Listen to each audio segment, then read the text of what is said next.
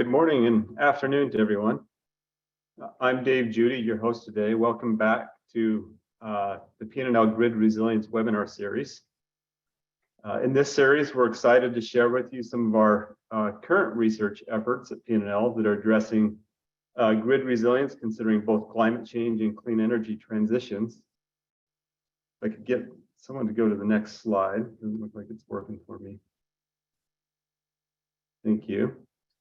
In our last session, we heard from some of our PNNL grid research experts discussing some of the challenges facing the grid, including some of the tools that they've been developing to support grid resilience through modeling.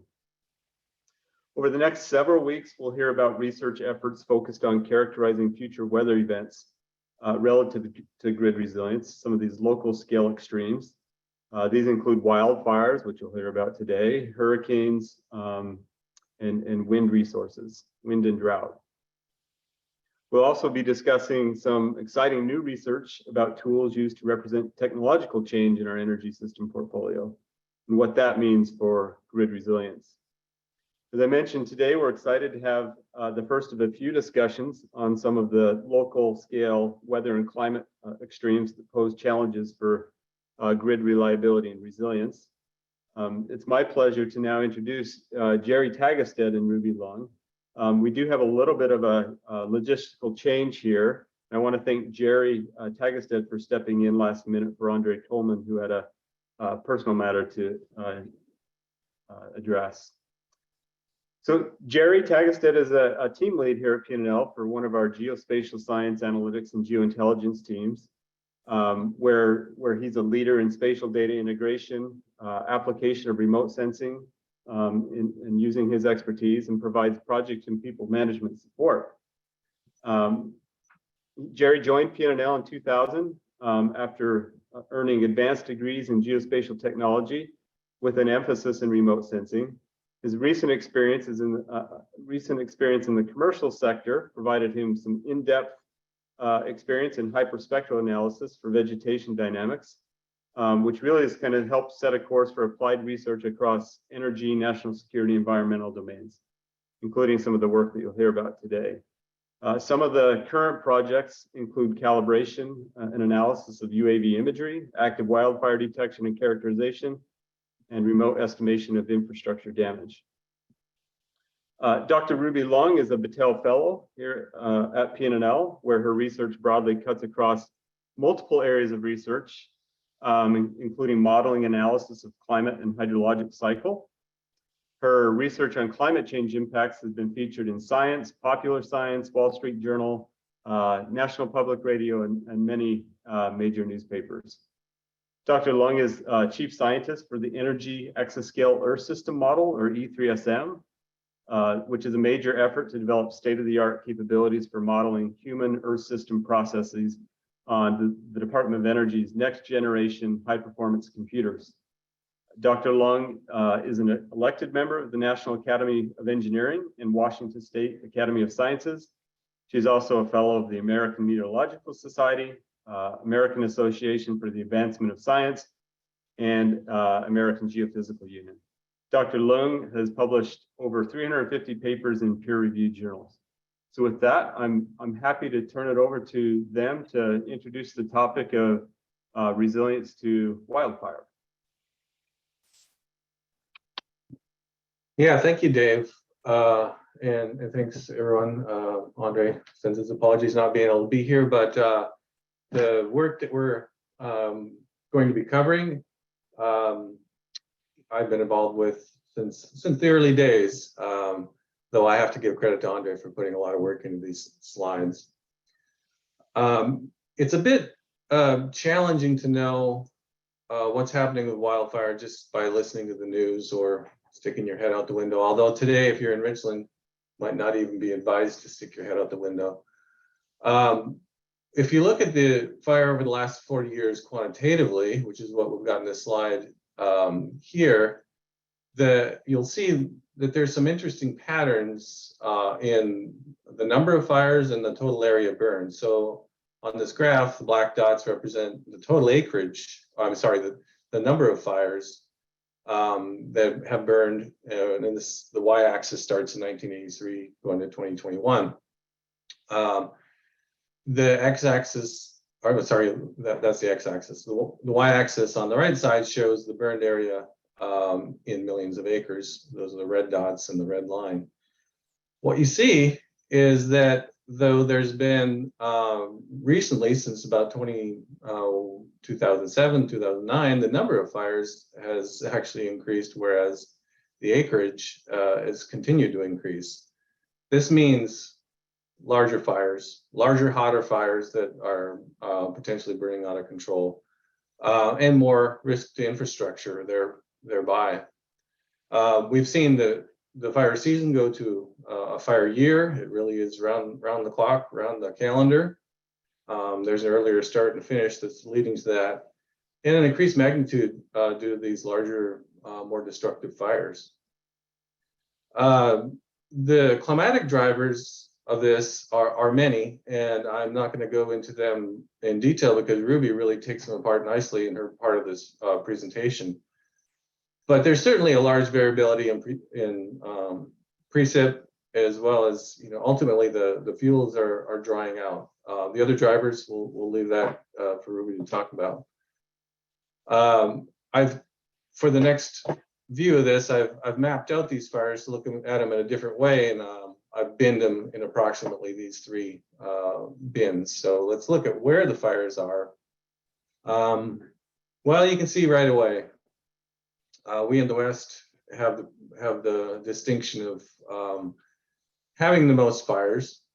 You can see in my colors here are the earliest fires in that time series are in that gold color. The orange color is the mid period, and the most recent period is this darker brown. Like I say, it's largely a Western problem, with Florida and Texas adding a few. There's also some in amongst the Appalachians. The Eastern U.S., of course, deals with some other issues, which we can touch on. Another way to look at this is that over the last 60 years, the top 5 years that with the largest wildfire acreage burned, and this is from a recent Congressional Research Service publication that just came out a couple weeks ago, have happened since 2007. So the 5 biggest years have happened since 2007. The 3 biggest years in the last 60 years have happened since 2015. There is a trend, and there is a concern.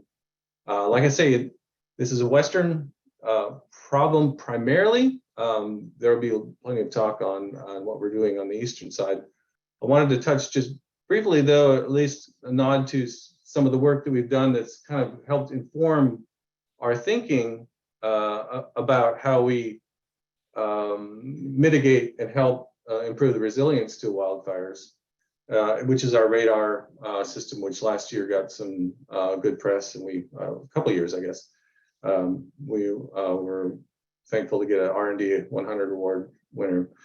We've used radar in about 55 different disaster events since 2016, including wildfires, as well as some of the hurricane action. And this is really intended to be an all-hazard, sort of all-sensor platform that is intended to automatically extract information for responders. But like I say, it has informed how we are thinking about wildfires and how we can help in a planning mode across the wildfire and resilience to the grid space. And when we're talking about wildfire and the assets, there's a risk management cycle that the utility and grid authorities essentially are working through all the time. What is the risk? How do we assess that risk? How do we plan and implement mitigation strategies? And what's the outcome, and how do we improve our process going forward? So utilities and these folks with the infrastructure that's critical out there, they need to know not only where the risks are, but when. And fire is spatially and temporally diverse. whereas the infrastructure is cemented in place, literally. And we need to evaluate this risk on multiple time horizons, and that's represented here in the box above the risk management cycle. And we're doing so for this pre-season fire risk currently, which is kind of feeding into some analysis we're doing on a weekly and monthly. And the long-term risk, Ruby is going to speak about what they've done in that space. These different temporal periods require sort of different approaches, which largely the same concern. Some of the concerns, for instance, in the long term are quite different. It may not be, when you're looking out decades, you certainly want to be concerned with what the population, the risk of the population is, but you may be using this to inform what's the risk to this infrastructure, these substations, for instance, we want to build. Should we put it there, or do we invest in this line here versus have a investment elsewhere that may be at a lower risk? So we're looking through all these different temporal periods to assess that risk. And this is a different way to look at it. As I mentioned, we're doing some pre-season fire risk right now, which is using a steady state model to look at and create products that can be used to help assess in the decision frameworks that speak to the fire risk for next year. For instance, if we reach extreme conditions next year, this is what this is where we expect the risk to be the highest. And we'll talk about some of the outputs from those models and how they might be used. That steady state modeling can be modified slightly to do these weekly and monthly wildfire risk forecasts. Can we use observed meteorology to tell us, okay, this is really where we need to be concerned, and why, and which lines or which pieces of infrastructure are of concern and why. Monthly is the same idea. In the middle here, we have, this is kind of a nod to some of the stuff we're doing on the radar work, primarily for first responders. Wildland firefighters are ingesting the information. However, we think that that's also useful to this larger community that is concerned about infrastructure in general, critical infrastructure in particular, and electrical infrastructure in particular. And the future wildfire risk, we'll see what some of those things are. This is a risk to people as well as risk to the built infrastructure.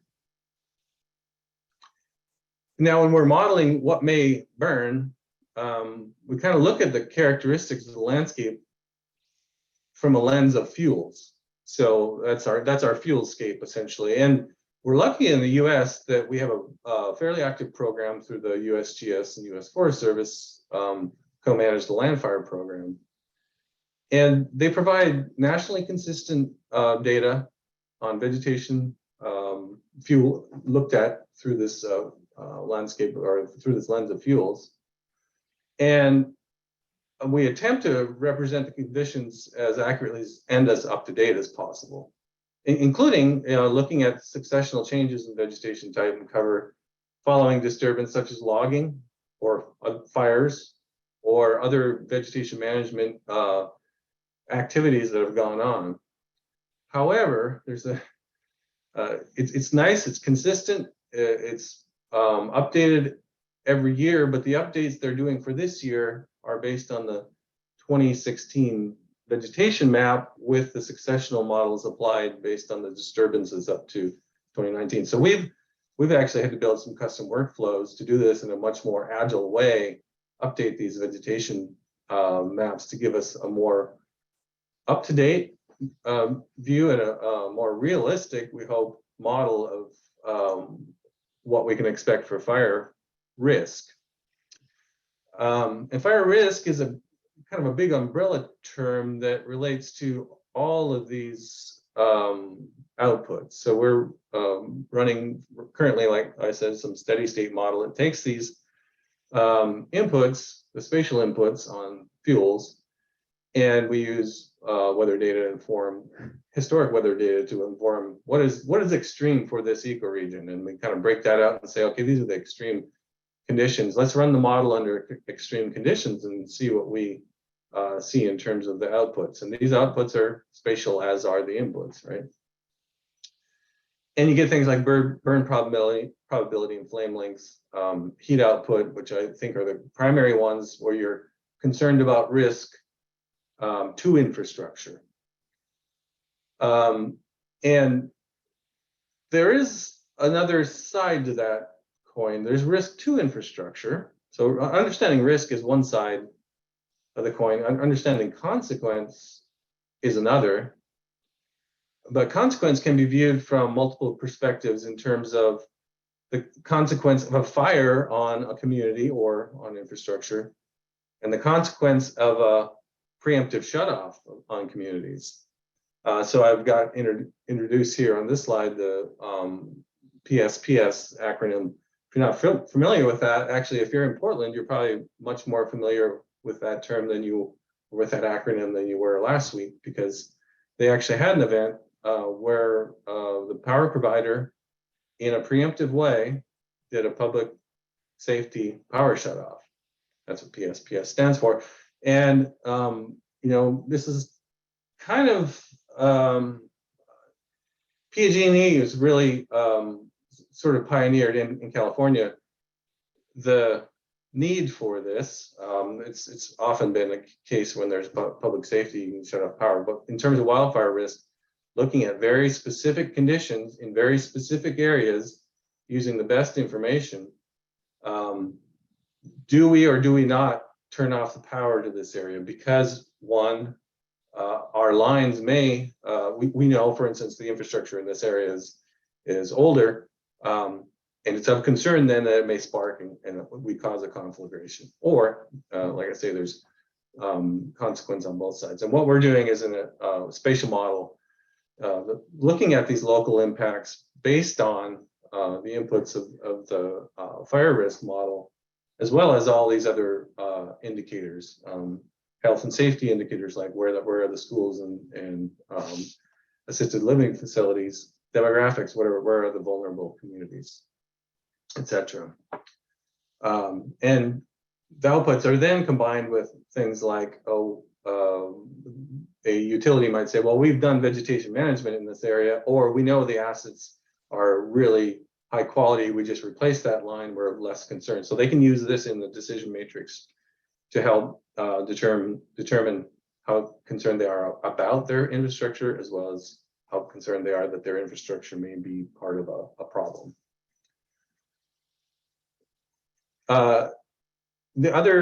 Another way to look at this on the temporal scale of during event or peri-event and post-event is to look at the burn from the time that it's happening, where the flames are currently. And so this is examples, two of the same products from two different fires, one in Oregon, one in Arizona, overlaid by, in this case, publicly available utility information. Of course, the utilities have a lot more information that's held very closely that they can overlay on the products and determine, oh, this part of the fire was active on this date, or this part of the fire burned hotter than the other part of the fire.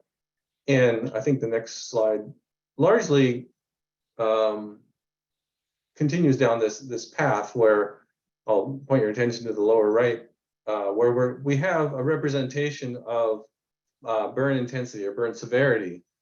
Severity relates to how much of the vegetation was burned off, but ultimately there's some relationship between that and how intensely the burn burned. And so you might look at these three southern poles on this line and say they were in a less severe area than much of the rest of the line.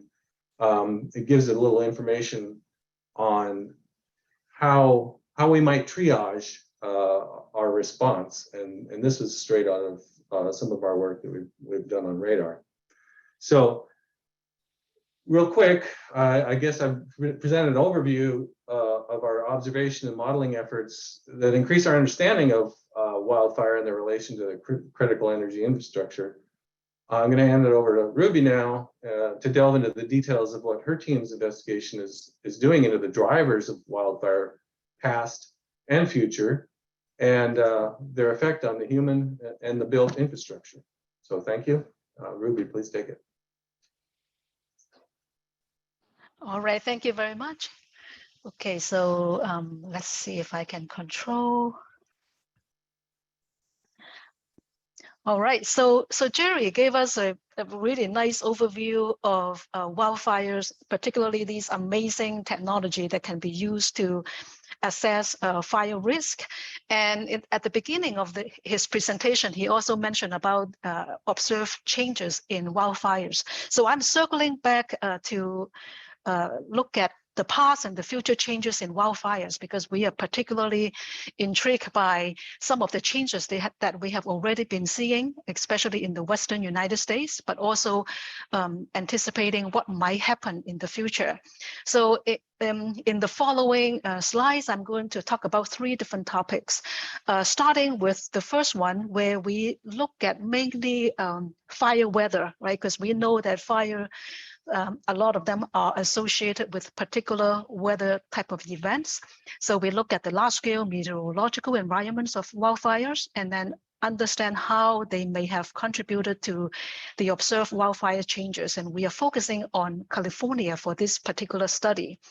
And then after that, then we wanted to expand a little bit more and let the data speak for themselves, because we know that fire weather doesn't tell the whole story, because fires, as Jerry mentioned, also affected by fuel load and also the fuel moisture and other factors.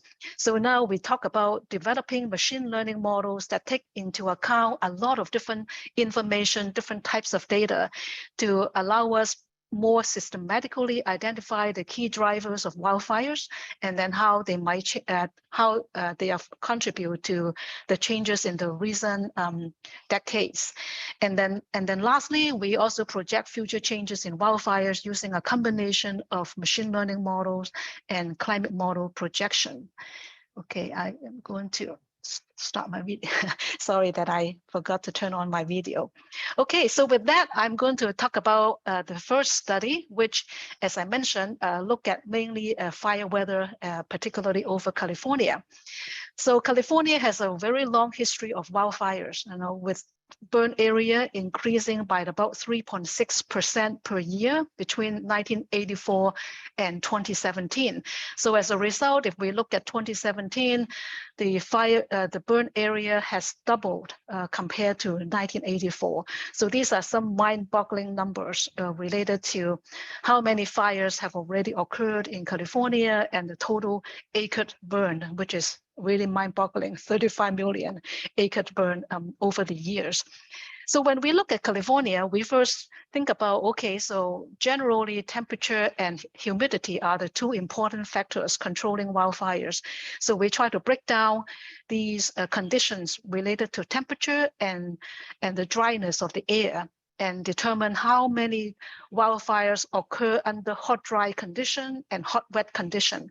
So what we found is that between 1984 to 2017, roughly about 35 years, 60% of the wildfires happen under hot, dry condition. So under this kind of hot, dry condition, we see generally there is a very strong high pressure system sitting over California or Western United States in general. So that really increased the temperature because of the clear sky. And also we see generally winds blowing from inland, bringing these hot and also dry air towards California.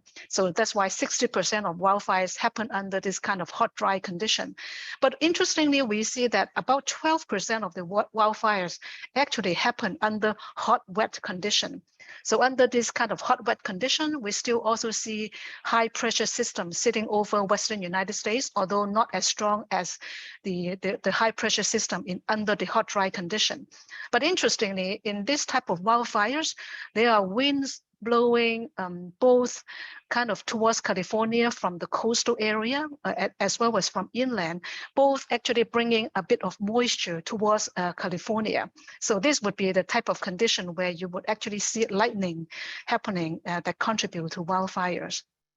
So when we look at the historical trends in the last 35 years, so here we look at the total burn area separating into the 4 types of wildfires: hot, wet, hot, dry, hot, wet, etc. And then also looking at the number of fires. So we see increasing trend in both burn area as well as the number of fires. And these trends are listed over here.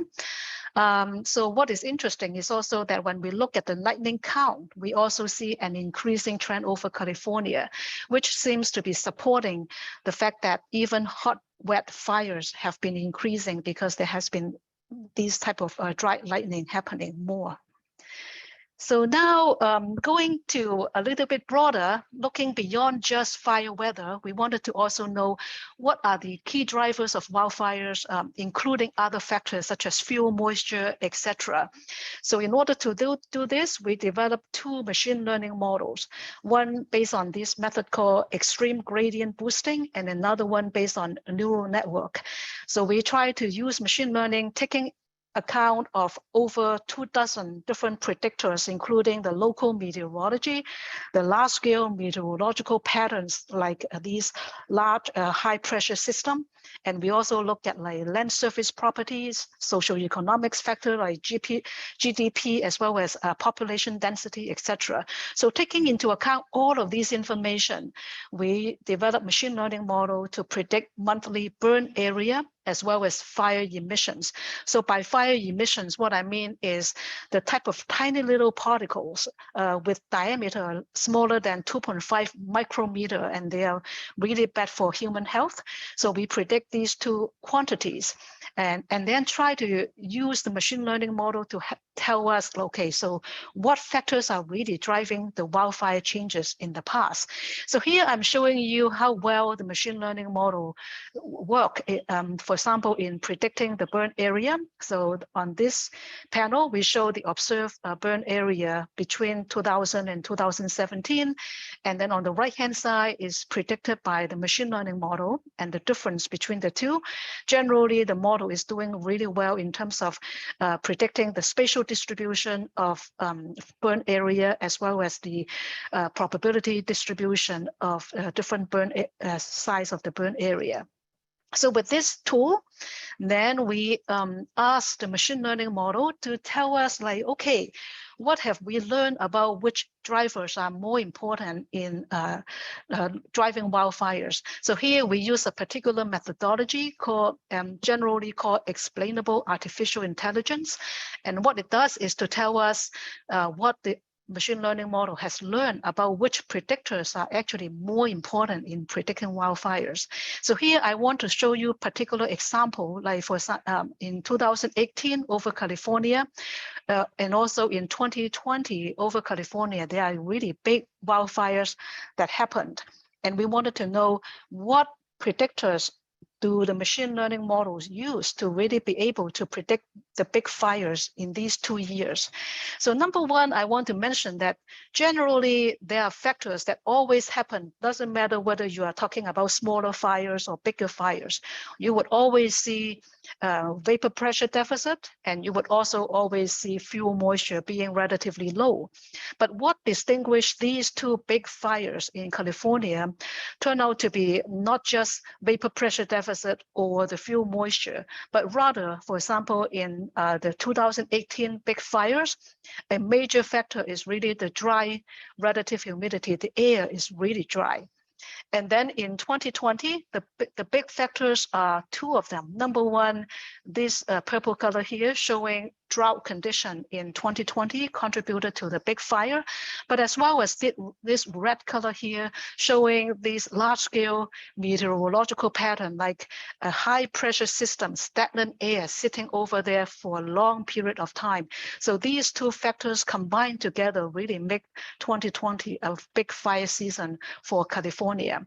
So this is telling us that using machine learning model can be quite helpful to distinguish what factors actually driving the different wildfires in the historical record. So with that, we'd like to ask another question. So we are seeing historical trend already in wildfires.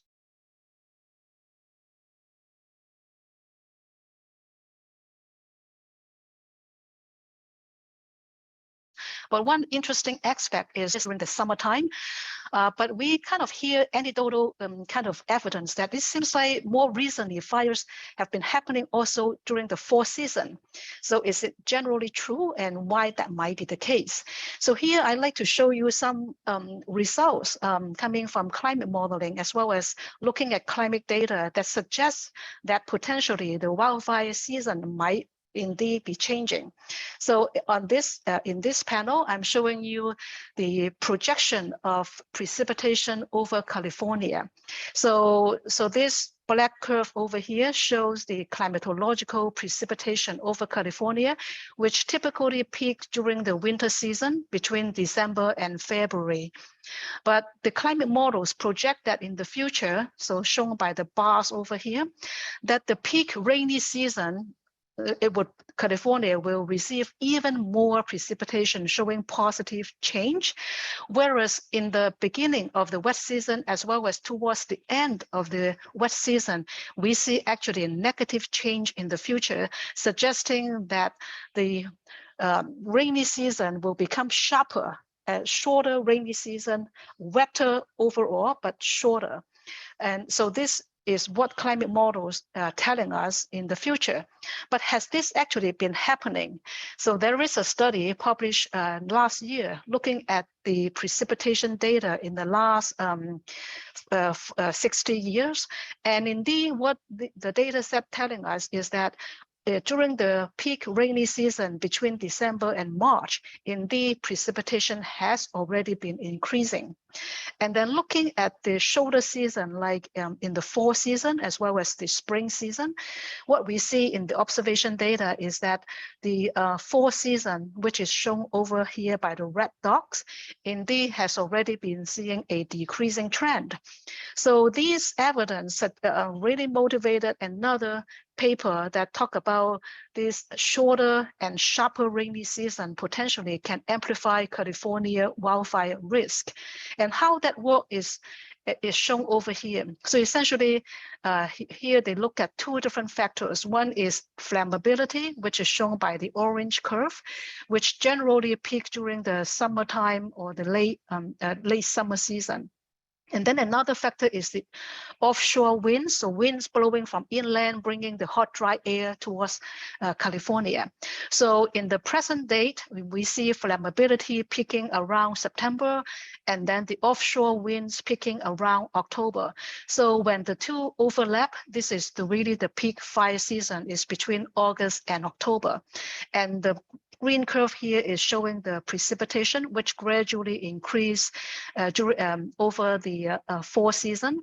And this is why the flammability quickly drops because of the increasing precipitation over the winter season.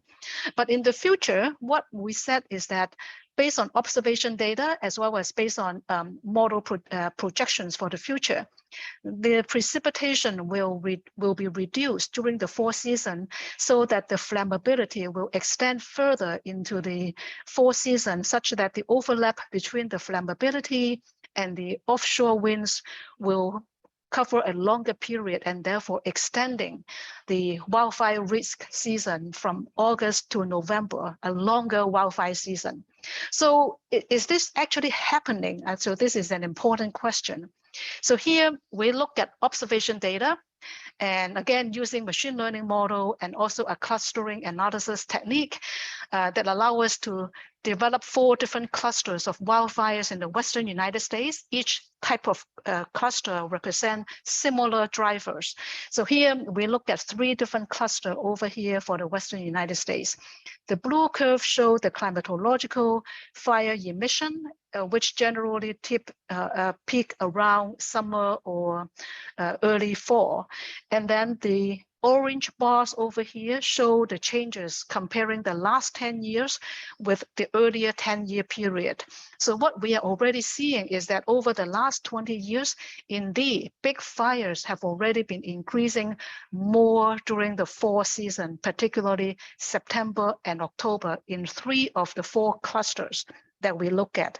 So why that is the case? And so now we rely on the data to tell us what has been happening to extend the fire season from summer to fall. So generally what we look at, for example, 2 factors. Number 1 is the fuel moisture, and number 2 is temperature. We look at 4 different months: July, August, September, and October. What we are seeing in the last 20 years is that the drop in the fuel moisture has been more significant in the fall season, September and October, compared to the summertime.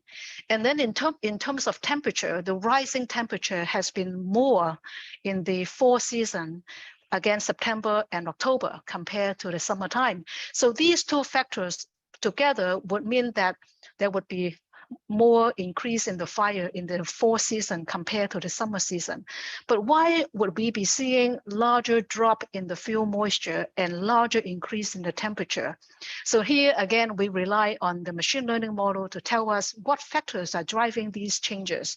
So what we see, again, important is that there has been more stagnant air, or the high pressure system sitting over the Western United States, particularly during the fall season, that really help further increase the temperature. And also there is a drought condition also contributed to these drying of the fuel moisture, particularly in the fall season. So now we move on to the last topic, which is about projecting wildfire in the future. So typically, when we try to project changes in the future, we use climate models, or what we also call them Earth system models. So Earth system model uses process-based models to simulate wildfires. But we find that comparing a lot of these process-based fire models with machine learning model that we develop, we find that machine learning model, for now, they are more skillful in simulating the spatial distribution as well as the magnitude of wildfires compared to these process-based models, which are shown over here. Some of them really do not capture the spatial pattern of wildfires at all. So with that in mind, then what we come up with is, how about we combine machine learning model with climate models, allowing the climate models to tell us how the meteorology, like temperature, moisture, etc., will be changing in the future. And then we put this type of information through our machine learning model and help project how fires might be changing in the future. So this is the result of what we found. So this is showing you the ratio of the fire emission in the future compared to the present. So for the future, we are looking at the mid-century. And then for the present day, we are looking at 2000 to 2014. So generally, over several different regions, we are looking at the Western Forest region shown in red, and then Southern California shown in blue, and then Southwestern United States shown in green. So for all these 3 different regions, and for the various seasons, we see significant increase with this ratio much larger than 1, especially during summertime and the fall season. Generally, an increase in the fire of about 60 to 180% in the Western United States, mainly due to reduced soil moisture and also warmer temperature in the future. So these results are based on projecting fire changes, only considering the changes in the meteorology, like the temperature, the winds, etc. But if we consider that in the future, with the warmer temperature, vegetation can grow better. So if we also account for the land use and land cover change, what we find is that land use, land cover change will add another 50% increase in the fire in the future, because vegetation generally grows better with warmer temperature, as well as with the increase in the CO2 concentration in the atmosphere. So with that, I'd just like to conclude and say that, so Jerry and I presented some of the work that we are doing at PNNL. We address fire risk as 3 different distinct time scales. Jerry talked about using pre-season fire risk, wildfire risk to inform operational planning and near-term prioritization of landscape management and preparation. He also talked about near real-time situational awareness of active wildfire events for peri-event decision making. And then for me, I have talked about the historical changes as well as projection of future, looking at the longer time scale, how we might expect wildfires to be changing in the future. So with that, I'd like to thank you all very much for your attention, and we would be happy to answer any questions that you might have.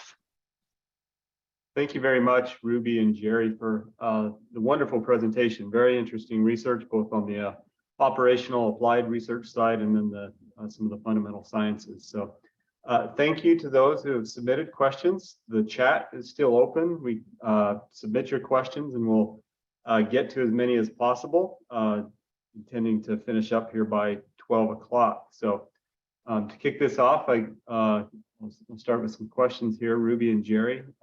Hopefully Jerry's still with us. There you are. I had to turn my Zoom the cameras on. So first question, maybe this is for Jerry, but potentially Ruby, you're welcome to answer this too. How would utilities or grid operators use the information that is output from these models?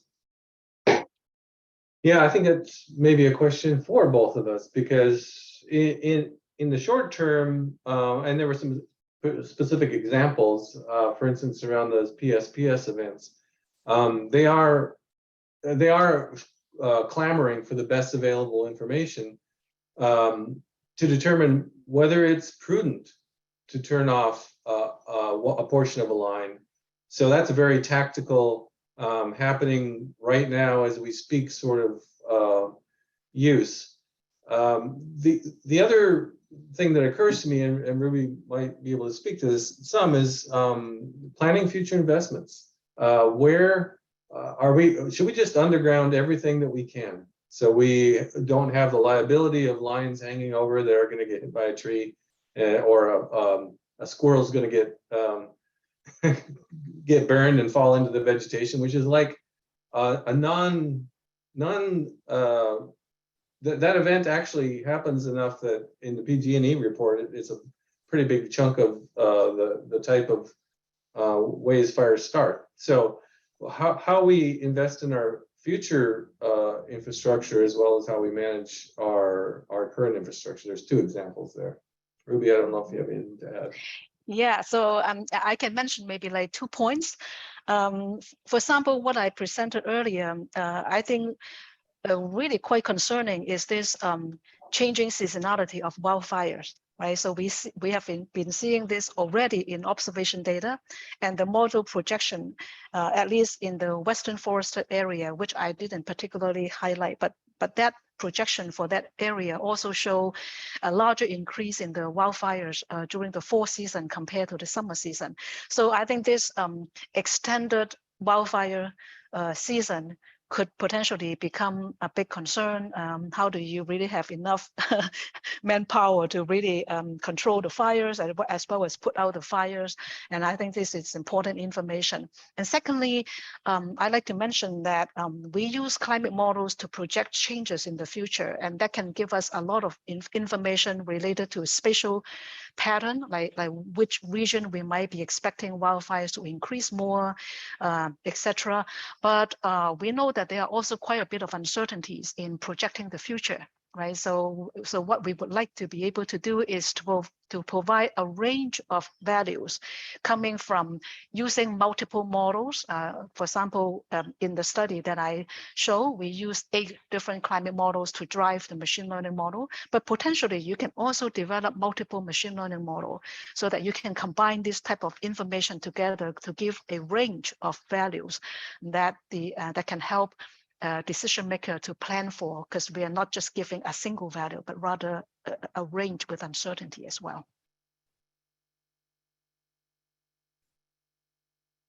Great. Yeah. Thanks, Ruby and Jerry for your thoughts on that.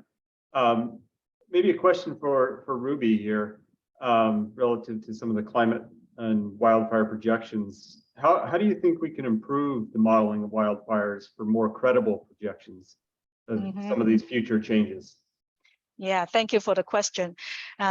So I show a little bit about a comparison between machine learning model and process-based models. Right? Process-based models are really good because it's based on processes, but at the same time, currently these type of models are not as skillful as machine learning model. So I think one approach that we can use is to combine machine learning model with climate models.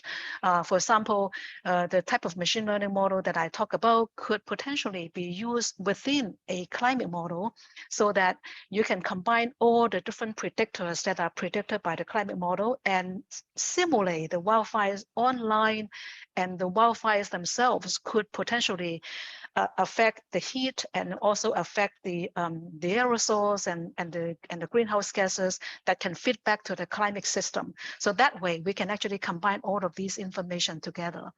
And another second point is, again, emphasizing the importance of accounting for uncertainty coming from multiple models. So using a larger number of models beyond only just 8 that I show, as well as using large ensemble of simulation that capture the internal or the natural variability, which is also a very big uncertainty source, especially if we are interested in the near term, like in the next 10, 20 years or so. Great. Well, while we're on the climate topic here, Ruby, maybe add a question here about have the meteorological climate maps been able to determine the effects of an El Nino or La Nina year such that it can be used as part of seasonal planning? And maybe that's into maybe some of Jerry's work too on seasonal planning. Yeah, I can speak a little bit to that. So we know that El Nino and La Nina is a really important factor controlling the climate, the seasonal climate, or the year-to-year variability of precipitation and temperature. And that's particularly true for California. We know that under El Nino condition, generally California will receive a bit more precipitation, and there's also a signal in the temperature as well. Climate models now do have some skill in predicting like a season ahead in terms of El Nino and La Nina type of condition, because we can observe based on satellite data.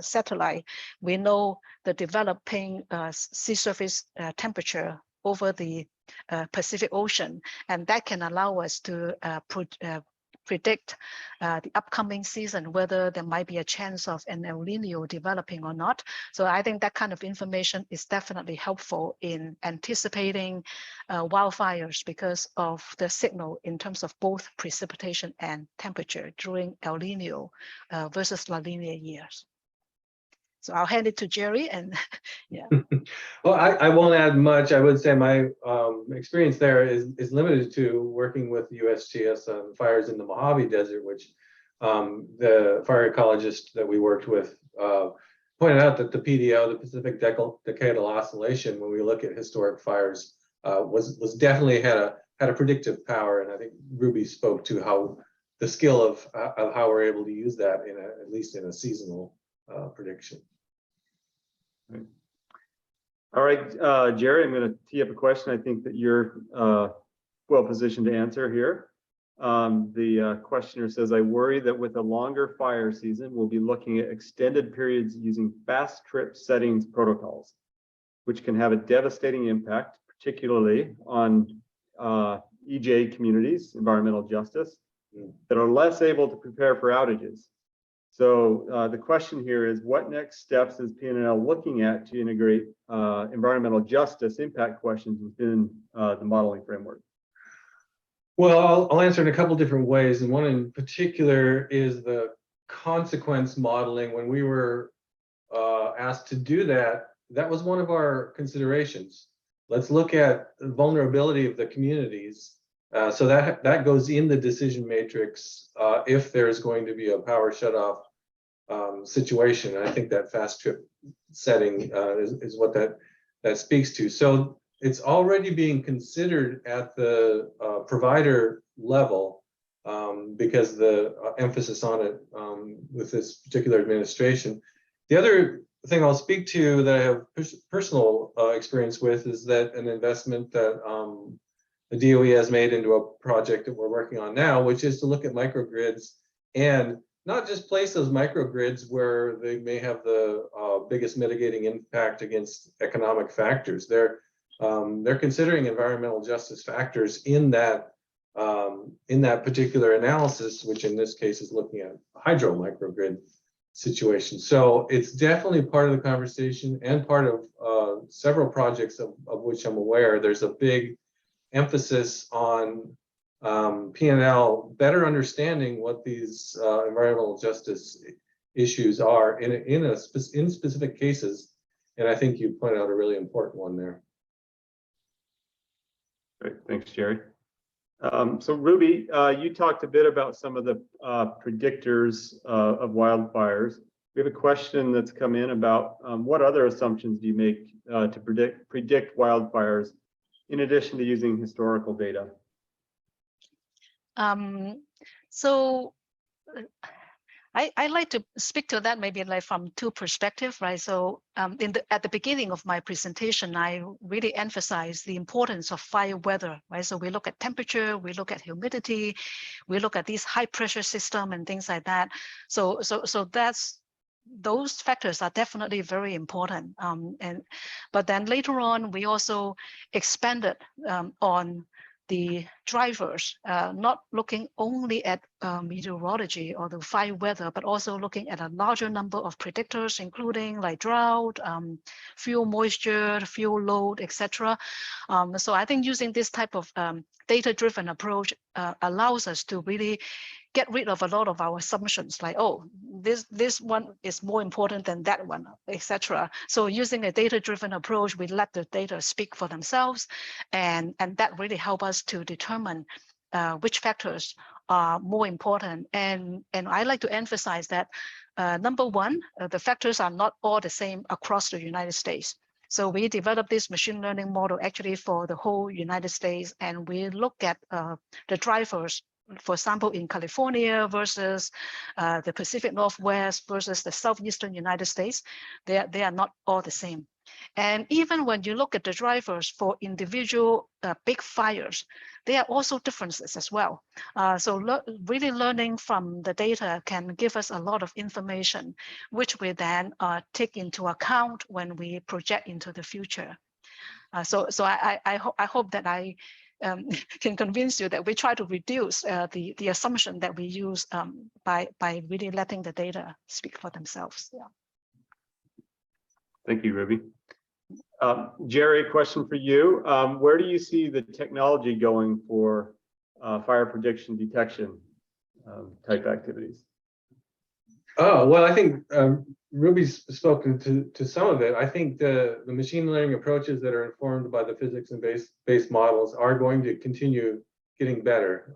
They're all dependent on the models that feed them and the data that comes into them. In a more tactical way, I think fire detection methods, there's some really cool technologies out there where they're actually, once again, using machine learning for smoke plume detection. There's some other systems out there that are being borrowed from other areas of the government that also allow us a quicker peek at where things are happening.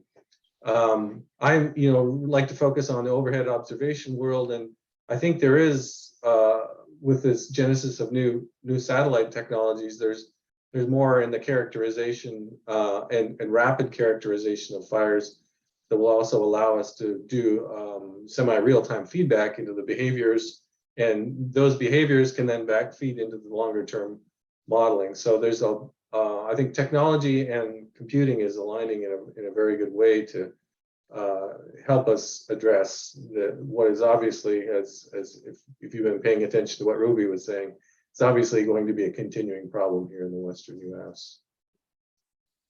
Great, thank you. So perhaps maybe a final question, unless something else comes in. We do have a few more minutes. I was kind of saving this question for the end here. Potentially both of you can address this. We had a question about funding from one of the participants. And the question is, can you speak to the current and possible funding sources for fire-related research? And goes on to say, despite the apparent pressing need, what challenges do you experience or foresee in acquiring funding? And the question is specific to PNNL research as opposed to universities. So I'll let you guys choose who goes first. Well, I'm uttering something, so I'll just give my perspective. That's a definitely a good one, and I think the national labs do have something to bring, especially with the cross-pollination of other science that can be applied in the wildfire front. I will note that, I mean, to this particular question, there are a lot of players in the game, including other national labs that are thinking about this problem. I think that's a good thing, but there's some competition out there for the limited dollars. I've worked on work that's been funded through NASA as well as CERDA, DOE. So all the and DOD, all the big funders of science are interested in the problem. Finding the specific niche and how you benefit that particular sponsor is always the trick, I suppose. Mm-hmm. Yep. So I can speak to that also a little bit. So for the work that I presented, we have two main sources of funding. For example, why are we looking at fire emissions? I mentioned about these tiny little particles, like with diameter less than 2.5 micrometer, and that part of work is partly supported by EPA, because EPA is very interested in how air quality might be changing in the future. It has implication not only for air quality, but also for human health. So that's motivated us to look at fire emissions, besides like how big the fires are. And then another source of funding is coming from the Department of Energy. We have a project funded by DOE that has a lot of interest in developing techniques for co-production of knowledge to understand how climate change may be affecting the society. So we work with stakeholders and identify what the stakeholders find to be the concern, you know, what keep them awake at night, you know, like about climate change, and they obviously tell us that fires are really some of the big concern, and that really drive our focus on wildfires. But at the same time, we also been funding by DOE to improve how we can model different processes using Earth system models, and wildfire is one of those processes. So generally, as Jerry said, I think wildfire is a big topic that has multiple implications, and therefore many agencies are interested in this type of research. And we have been able to tap into some of these agencies. And I mentioned EPA and DOE, but certainly I see an opportunity for these to be expanding as well. So currently there is these interagency activities really emphasizing wildfires to be a topic for interagency collaboration. Thank you very much, Jerry and Ruby. Thank you everyone for attending today. It's been a pleasure to host this. Please join us again in the future. In 2 weeks, we'll be back here with another webinar on resilience to resource drought. In the future, we'll be talking about hurricanes and floods, and then changes in energy supply and demand. So thank you again for attending. We look forward to seeing you again in 2 weeks.